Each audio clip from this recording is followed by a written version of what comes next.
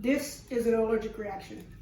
Now, not all reactions are as severe as this one, but imagine that this is your child and they have a food allergy, and you know for a fact that they did not eat nor ingest this food that they're allergic to.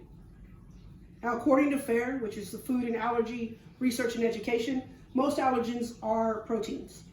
And 90% of the food allergic reactions in the United States contain allergens from 8 sources. And that is the peanut, tree nut, milk, soy, wheat, shellfish, and fish. Now, we as consumers purchase products every day. We even purchase products that could possibly be harmful to us, and we don't even know it. And what am I talking about? I'm talking about genetically modified products. So today I'm going to be providing you with some information on 2 of the leading GMO crops grown here in the United States. And my hopes with providing you this information that you will stop and simply take a look at what you're purchasing before you purchase it.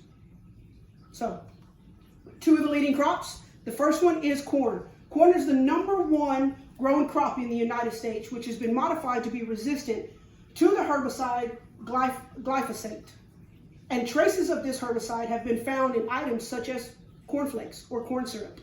And many of you know that corn syrup is used to make high fructose corn syrup, which is a sweetener and used in many items. Many of your foods. It's definitely in your drinks, your sodas, your candies, your sweetened yogurts, salad dressings, bread, canned fruits, granola bars.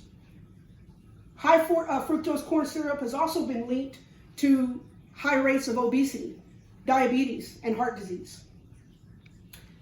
And anything left over from the GM crop is used as feed. It's put into our livestock around the country. It's used in their feed as a filler. And then we just ingest and eat that meat. The second is soy. Now, soy is the #2 GM crop grown here in the United States, but is the #1 GM crop grown in the entire world. As a matter of fact, in 1996, a protein was found in the Brazil nuts, which was then transferred to soy to help enhance the soy's nutritional content.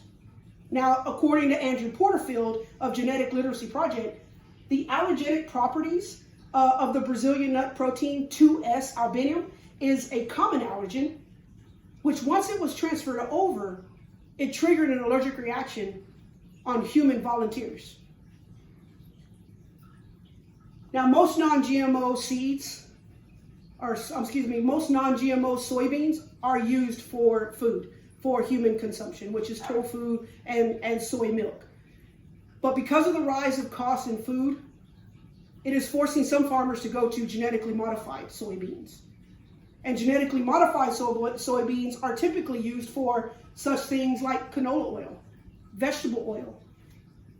It's used in, once again, our feed to our animals, to which then we turn around and we ingest. It's also used for things like soy lecithin, and those are ingredients inside of our processed foods. They're also used as emulsifiers. So that's just two of the GM crops. 2 of the leading GM crops on top of that. But what can we do? What can we do to change this? The first thing is we've got to change our awareness on the way that we shop. Simple things like turning the label around, taking a few seconds longer in your shopping, and when you pick up that can or you pick up that ketchup for your children, that you stop and you read certain things like high fructose corn syrup. Stay away from it. Soy lecithin, and stay away from it. We have to increase our knowledge on what we're buying. Take a few minutes and research where that produce is coming from. Is it a local farmer? Does that farmer use GMO seeds? All of this information is available. Another thing that we could do is grow our own food. If you don't have a green thumb, there are community gardens all over the Metroplex in most towns and most cities.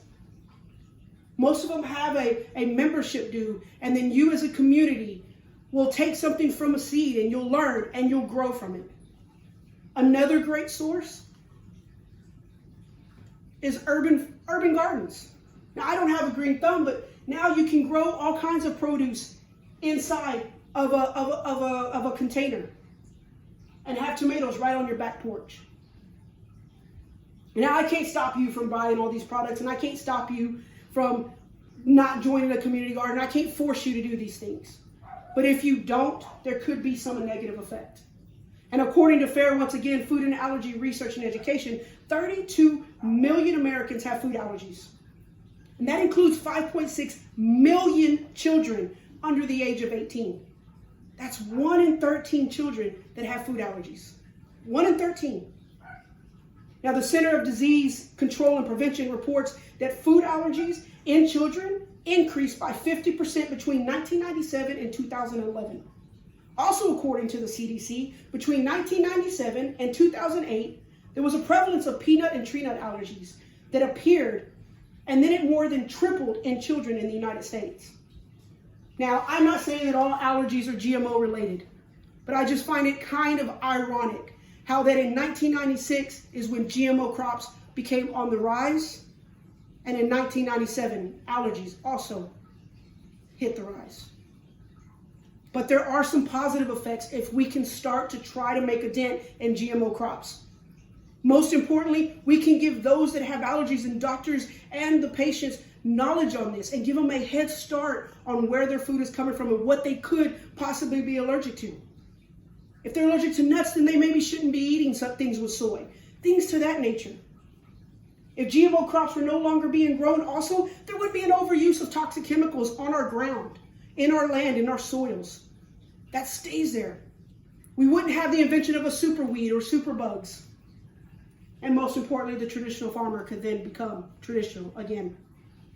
Now, I don't expect everybody to go and change. I don't expect you to change the way that you eat, and I don't expect you to change the way that you shop immediately. All I'm asking is for you to take some time. Take 5 extra minutes and read a label. Take 5 extra minutes and find out and source where your food is coming from.